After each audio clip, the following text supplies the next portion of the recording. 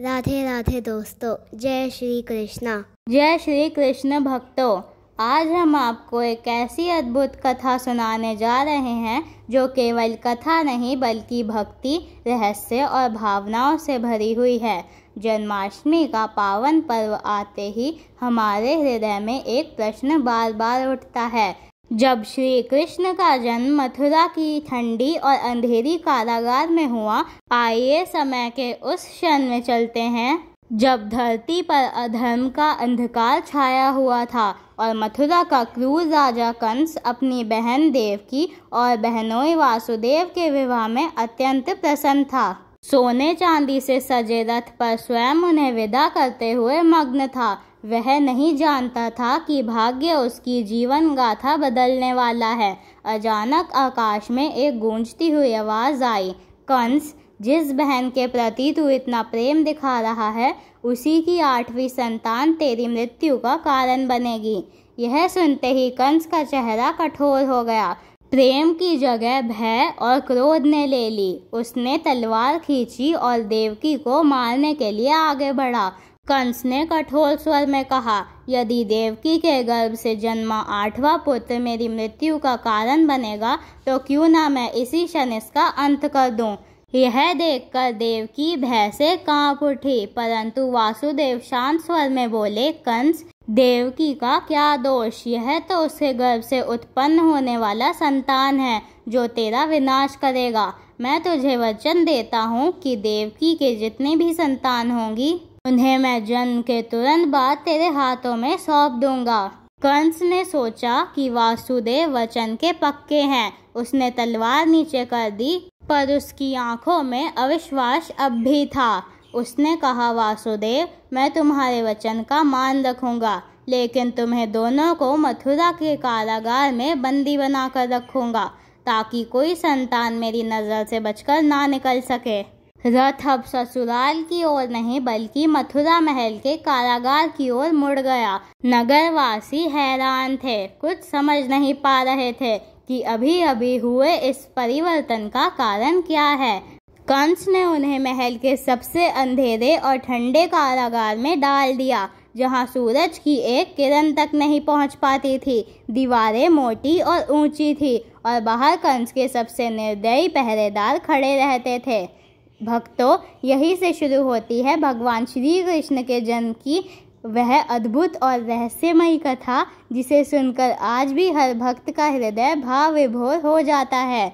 समय बीता और देवकी गर्भवती हुई। यह पहला गर्भ था और दोनों के मन में स्वाभाविक प्रसन्नता थी, परंतु उनके भीतर एक भय की छाया भी थी। आखिरकार वासुदेव ने कंस को वचन दिया था। जब पुत्र का जन्म हुआ तो वह एक तेजस्वी शिशु था। देवकी ने उसे अपनी बाहों में लिया, पर उनके नेत्रों से आंसू बह निकले, क्योंकि उन्हें पता था कि यह सुख क्षणिक है। वासुदेव ने दृढ़ मन से शिशु को उठाया और कंस के पास ले गए। कंस अपने सिंहासन पर बैठा था। उसकी आंखों में क्रोध और क्रूरता की चमक थी। वासुदेव ने कहा, युवराज, मैंने वचन दिया था, यह आपका है।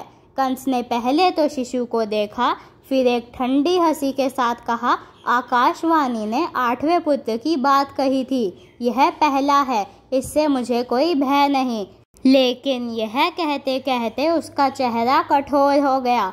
क्यों जोखिम लूं? अगर यह जीवित रहा तो भविष्य में कोई खेल बदल सकता है। यह कहकर उसने कठोरता से शिशु को उठाया और पत्थर पर पटक दिया। देवकी ने कारागार से ही वह चीख सुनी और बेहोश हो गई।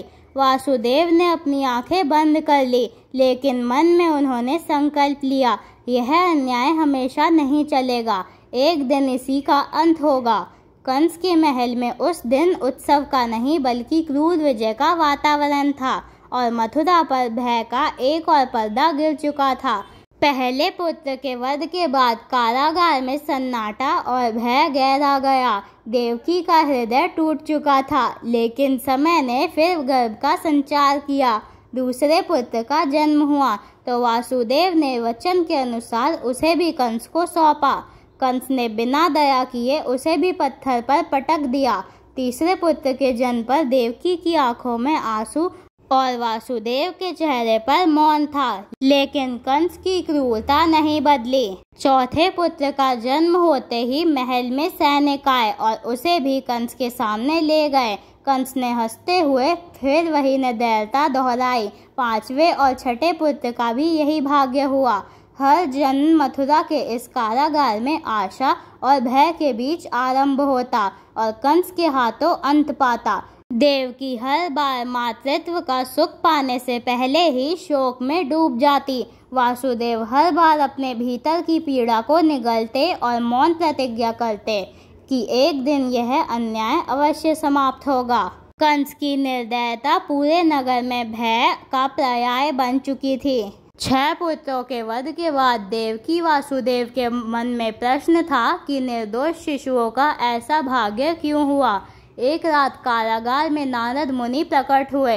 वासुदेव ने नारद मुनि से इसका कारण पूछा। नारद मुनि बोले, ये 6 पुत्र पूर्व जन्म में महर्षि मरीचि के पुत्र थे, जिन्होंने अहंकार वश ब्रह्मा जी का अपमान किया था।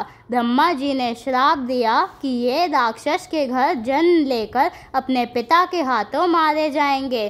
श्राप के कारण ये देवकी के गर्भ में आए और कंस के हाथों मारे गए। यह भगवान की योजना का हिस्सा था, जिससे कंस का पाप बढ़े और भगवान के अवतार का समय आए। नारद मुनि ने कहा, 7वां गर्भ सुरक्षित होगा और 8वें में स्वयं नारायण अवतरित होंगे। यह सुन वासुदेव और देवकी ने धैर्य और संकल्प धारण किया।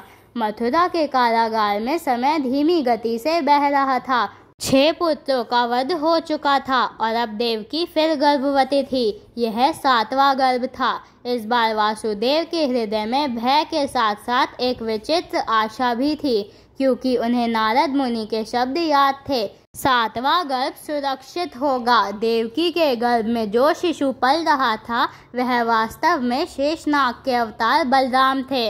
भगवान विष्णु के ही अंश। पृथ्वी पर उनके आगमन का उद्देश्य था आने वाले कृष्ण अवतार के सहचर और सहायक बनना। एक रात्रि जब कारागार में सन्नाटा था और पहरेदार ऊँघ रहे थे, अचानक वहां एक दिव्य आभा प्रकट हुई। यह योग माया थी, भगवान विष्णु की लीला शक्ति। उन्होंने कारागार में प्रवेश किया और देवकी के गर्भ को हल्के से स्पर्श किया। उस क्षण एक अद्भुत घटना घटी।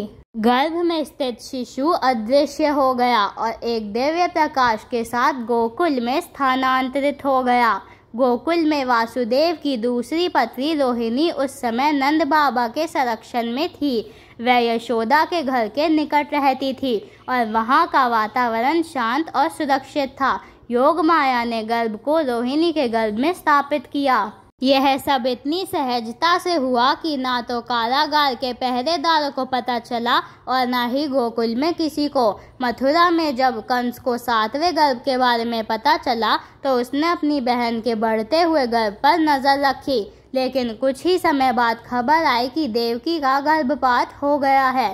कंस को लगा कि यह शायद किसी अलौकिक कारण से यह गर्भ नष्ट हो गया। उसने राहत की सांस ली, पर उसे यह आभास नहीं हुआ कि यह गर्भ तो सुरक्षित रूप से गोकुल पहुंच चुका है। गोकुल में रोहिणी के घर वातावरण आनंद से भर गया। नंद बाबा और यशोदा दोनों को गर्भ का समाचार मिला और वह अत्यंत प्रसन्न हुए। रोहिणी को विशेष देखभाल दी जाने लगी। बलराम के गर्भ में आने के साथ ही गोकुल का वातावरण जैसे और भी पवित्र हो गया, क्योंकि बलराम भविष्य में कृष्ण के जीवन के हर चरण में उनके साथ खड़े होंगे, चाहे वह गोकुल की बाल लीलाएं हो, वृंदावन की गोचार लीलाएं या महाभारत का युद्ध। इस प्रकार 7वें गर्भ का मथुरा से गोकुल तक पहुंचना भगवान की माया और योजना का अद्वितीय उदाहरण बना। कारागार में देवकी वासुदेव को भले ही गर्भपात का शोक हुआ, परंतु उन्हें भीतर से यह आभास था कि यह सब किसी बड़े कारण के लिए हो रहा है। मथुरा के कारागार में देवकी अब 8वें गर्भ से गर्भवती थी, जिसकी भविष्यवाणी आकाशवाणी ने देवकी के विवाह के दिन कर दी थी। देवकी का 8वां पुत्र ही तेरी मृत्यु का कारण बनेगा। कंस इस बार और भी सतर्क था। उसने कारागार की पहरेदारी दुगनी कर दी। सैनिक दिन रात गश्त करने लगे, यहाँ तक कि कारागार के बाहर और भीतर तलवारबंद रक्षक तैनात किए गए। लेकिन कंस को यह नहीं पता था कि यह गर्भ कोई सामान्य शिशु का नहीं बल्कि स्वयं भगवान विष्णु का अवतार है, जो धर्म की स्थापना और अधर्म के विनाश के लिए अवतरित हो रहे हैं। पृथ्वी पर अधर्म बढ़ चुका था। कंस, जरासंध, शिशुपाल और अन्य दुष्ट राजाओं ने प्रजा का जीना दुभर कर दिया था। साधु संतों का अपमान हो रहा था। यज्ञ वेदी अपवित्र हो चुकी थी और वेदों का स्वाध्याय लगभग समाप्त होने को था। ऐसे समय पृथ्वी माता ने गौ के रूप में देवताओं के साथ ब्रह्मा के पास जाकर विनती की, प्रभु मेरे ऊपर पापियों का बोझ बढ़ चुका है, मुझे रक्षा चाहिए। ब्रह्मा उन्हें लेकर क्षीर सागर गए, जहाँ भगवान विष्णु शेषनाग पर विराजमान थे। देवताओं ने प्रणाम कर निवेदन किया, प्रभु कृपा कर अवतार लीजिए और पृथ्वी को अधर्म से मुक्त कीजिए। भगवान विष्णु ने मुस्कुराते हुए कहा, मैं मथुरा में वासुदेव और देवकी के यहाँ 8वें पुत्र के रूप में जन्म लूंगा। मेरा शिष्यांश बलराम पहले ही वहाँ आ चुका है। मेरी माया तुम्हारे कार्य में सहायक होगी। समय बीतता गया। देवकी के गर्भ में दिव्य तेज बढ़ने लगा। कारागार के अंधकार में भी उनका चेहरा चांद की तरह दमकने लगा। यहाँ तक कि पहरेदार भी उनकी इस आभा को देखकर अचंभित होते थे। वासुदेव को भीतर से अनुभव हो रहा था कि यह गर्भ किसी सामान्य बालक का नहीं है। और फिर वह रात्रि आई, भादो मास की अष्टमी, रोहिणी नक्षत्र का समय। आकाश में बादल गरज रहे थे। यमुना लहरों से उफन रही थी। मध्य रात्रि का समय हुआ और कारागार में दिव्य प्रकाश छा गया। देवकी का गर्भ अचानक अद्भुत आभा से भर गया और शिशु का जन्म हुआ। 4 भुजाओं वाले शंख, चक्र, गदा और पद धारण किए हुए, पीताम्बर पहने, वक्षस्थल पर श्रीवत्स और कौस्तुभ मणि सुशोभित, मस्तक पर मुकुट और कानों में कुंडल, यह स्वयं भगवान विष्णु थे। देवकी और वासुदेव ने एक साथ हाथ जोड़कर प्रणाम किया। उनकी आंखों से आंसू बह निकले। देवकी ने कहा, प्रभु आपने स्वयं हमारे यहाँ जन्म लेकर हमें पवित्र किया है, किंतु कंस आपको देखकर मार देगा। कृपा करके अपनी रक्षा कीजिए। भगवान ने मधुर मुस्कान के साथ कहा, माता पिता भय मत करो, मैं अपनी लीला के लिए मनुष्य रूप धारण करूंगा। तुम मुझे नंद और यशोदा के घर गोकुल ले जाओ और वहाँ की कन्या को यहाँ ले आओ। मेरी माया तुम्हारे मार्ग में आने वाली सभी बाधाएं दूर कर देगी।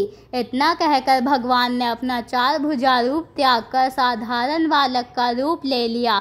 मध्य रात्रि में योग माया ने कारागार के ताले और बेड़ियां खोल दी। वासुदेव श्री कृष्ण को टोकरी में रखकर यमुना पार करते हुए गोकुल पहुँचे। शेषनाग ने फन फैलाकर उनकी रक्षा की। यशोदा के यहाँ जन्मी कन्या को लेकर वासुदेव मथुरा लौटे। प्रातः कंस ने कन्या को मारने का प्रयास किया, लेकिन वह देवी के रूप में आकाश में प्रकट होकर चेतावनी देकर चली गई। गोकुल में नंद बाबा ने पुत्र जन्म पर भव्य उत्सव किया। ब्रजवासियों ने उल्लास पूर्वक नाच गान किया और यशोदा ने अपने लाल को गोद में लेकर उसकी मुस्कान में खो गईं। गोकुल में नंद बाबा के घर जन्मे नन्हे कान्हा के आगमन से पूरे ब्रज में आनंद और उल्लास का वातावरण था। सुबह से शाम तक ग्वाल बाल गोपियों और ब्रजवासी उनके दर्शन के लिए उमड़ पड़ते थे। यशोदा माँ उन्हें गोद में लेकर झुलाती, लोरियां सुनाती और उनकी नन्ही नन्ही हरकतों पर मोहित हो जाती। कान्हा की आंखों की मासूम चमक, होठों की हल्की मुस्कान हर किसी का मन मोह लेते थे। लेकिन मथुरा में कंस का मन चैन से नहीं था। देवी योग माया द्वारा दी गई चेतावनी ने उसके भीतर भय भर दिया था। उसने सोचा, कहीं ये 8वां पुत्र गोकुल में तो नहीं। उसने अपने गुप्तचर और राक्षस सेवकों को आदेश दिया कि वह गोकुल और आसपास के गांव में जाकर हर नवजात बालक को नष्ट कर दे। सबसे पहले उसने पूतना नामक राक्षसी को भेजा और उसने दूध पिलाने के बहाने कृष्ण को मारने का प्रयास किया। लेकिन कृष्ण ने दूत के साथ उसकी जीवन शक्ति खींच ली और पूतना का वध हुआ। यह बात पूरे गोकुल में फैल गई और गोकुलवासी भयभीत हो गए। इस घटना के बाद गोकुलवासियों को यकीन होने लगा कि यह बच्चा कोई साधारण नहीं है, और जैसे जैसे वह बड़ा हुआ उसकी लीलाएं और चमत्कारी होती गईं। यमुना में कालिया नाग का आतंक था। उसके जहर से पानी इतना विषैला हो गया था कि कोई भी जीव उसके पास नहीं जा सकता था। एक दिन खेलते समय गेंद यमुना में गिर गई। सब डर रहे थे, लेकिन कृष्ण ने कहा, मैं ले आऊंगा। वह यमुना में कूद गए। कालिया नाग ने हमला किया। उसके 100 फन थे और आंखों से आग निकल रही थी, लेकिन कृष्ण ने उसके सिर पर नृत्य करना शुरू कर दिया। कालिया की शक्ति क्षीण होने लगी। अंत में उसने हार मान ली और कृष्ण से क्षमा मांगी। कृष्ण ने उसे माफ किया और समुद्र में जाने को कहा। इंद्र देवता को अपने बल का बहुत घमंड था। जब गोकुल के लोगों ने उनकी पूजा छोड़कर गोवर्धन पर्वत की पूजा शुरू की तो वह नाराज हो गए और भयानक बारिश तूफान भेजा। गोकुल में चारों ओर पानी ही पानी था। लोग डरे हुए थे। तब कृष्ण ने कहा, डरो मत, मैं हूं ना। और फिर हुआ वह चमत्कार। कृष्ण ने अपनी छोटी उंगली पर पूरा गोवर्धन पर्वत उठा लिया और 7 दिन तक उसे ऐसे ही थामे रखा। यह देखकर गोकुल के लोगों को पक्का विश्वास हो गया कि कृष्ण कोई साधारण इंसान नहीं है। यशोदा मैया अवाक रह गईं। नंद बाबा की आंखों में भक्ति के आंसू थे। इंद्र को अपनी गलती का एहसास हुआ और वह कृष्ण से क्षमा मांगने आए। गोकुल में एक और घटना घटी जिसने कृष्ण की जिंदगी को नया मोड़ दिया। राधा का आगमन। बरसाना से आई राधा रानी, जिनकी एक झलक ने कृष्ण के हृदय को छू लिया।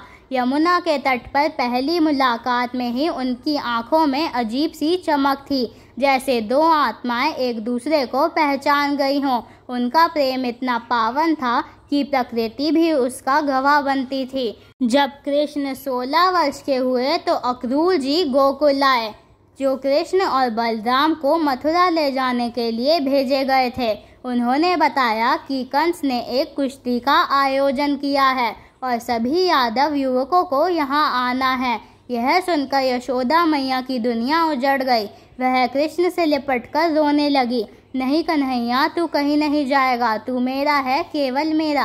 कृष्ण की आंखों में भी आंसू थे। उन्होंने कहा, मैया, मैं आपका हूँ और हमेशा रहूँगा। यह रिश्ता कभी नहीं टूटेगा। राधा को जब पता चला तो भावुक होकर उन्होंने कहा, तुम जा रहे हो, लेकिन मेरा प्रेम तुम्हारे साथ जाएगा। दूरी केवल शरीर की होती है, आत्मा की नहीं। पूरा गोकुल रो रहा था। गायें उदास थीं, पक्षी भी चुप थे, जैसे खुशियों का सूरज डूब गया हो। मथुरा पहुंचकर कृष्ण ने सबसे पहले कंस के भेजे हुए चाणूर और मुष्टिक नामक पहलवानों को हराया। फिर एक झटके में कंस का वध कर दिया। कंस की मृत्यु के साथ ही वह श्राप टूटा जो देवकी और वासुदेव पर था, और वह कारागार से मुक्त हुए। जब कृष्ण ने अपनी वास्तविक माता देवकी के चरण छुए तो देवकी की आंखों में आंसू थे, लेकिन कृष्ण के दिल में अभी भी यशोदा मैया की याद थी। वह अक्सर गोकुल की तरफ देखते और मन ही मन कहते, मैया, आपका कन्हैया आपको कभी नहीं भूलेगा। अब समझ आता है कि क्यों कृष्ण का जन्म कारागार में हुआ, लेकिन उन्हें गोकुल का माना जाता है। जन्म तो केवल शरीर का होता है, लेकिन पहचान प्रेम से बनती है। वास्तव में कृष्ण का कारागार में जन्म इस बात का प्रतीक है कि भगवान हमेशा कष्ट में आते हैं। जब धरती पर अन्याय बढ़ता है तो वह स्वयं अवतार लेकर आते हैं, लेकिन उनका पालन पोषण प्रेम से होता है। गोकुल के प्रेम के बाद कृष्ण द्वारका के राजा बने। वे अर्जुन के सारथी बने, गीता का उपदेश दिया। लेकिन जब भी कोई उनसे पूछता कि वह कौन है तो वह कहते, मैं गोकुल का ग्वाला हूँ, यशोदा मैया का कन्हैया हूँ। द्वारका में राज्य करते समय भी उनके मन में गोकुल की याद थी। वह अक्सर यमुना के तट पर जाकर उन दिनों को याद करते जब वह छोटे से कन्हैया थे। कृष्ण की 16,108 रानियां थी, लेकिन उनके दिल में राधा रानी का स्थान था।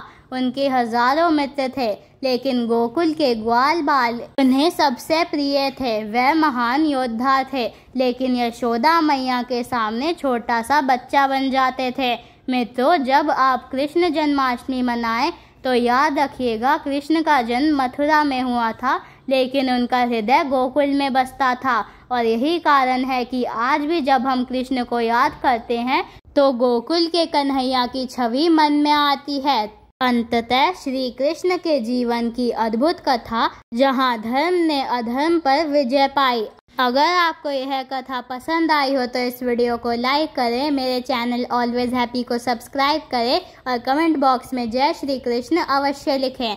राधे राधे।